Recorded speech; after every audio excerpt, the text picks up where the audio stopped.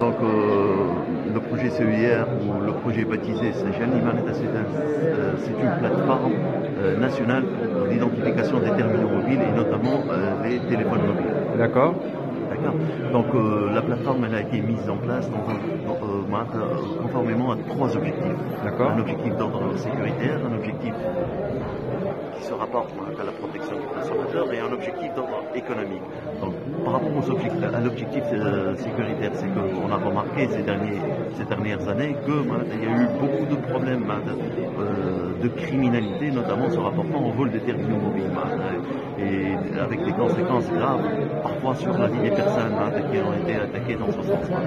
Et du coup, cette plateforme, elle va permettre, bien sûr, elle va offrir aux autorités nationales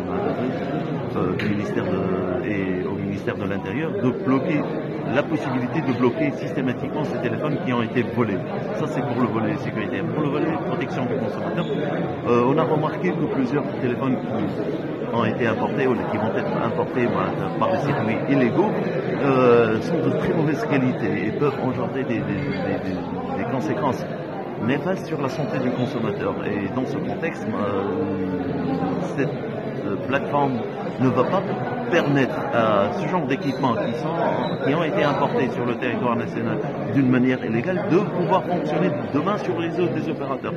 Et par rapport au troisième objectif, qui est un objectif économique, le volume du marché parallèle par rapport à ce secteur d'activité, on a remarqué, en tirant certaines conclusions des données qui sont en train d'être récoltées au niveau du système, qu'il a pris une ampleur très importante.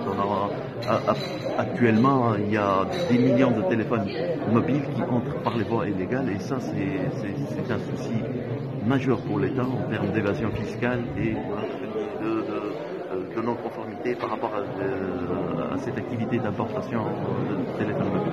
Et en termes d'enregistrement, donc il faudra payer 10 dinars, c'est ça, si j'ai bien compris? Non, pas du tout. Pour cette première phase, tous les Tunisiens qui ont un téléphone portable, qui l'utilisent dans leur vie quotidienne, ils n'ont rien à payer. Les IMEI de leur téléphone, ils vont être enregistrés automatiques. Ce que nous souhaitons, c'est que les Tunisiens, dans le cas où ils ont des téléphones qu'ils n'utilisent pas, qu'ils les activent en insérant une puce dans chaque position SIM.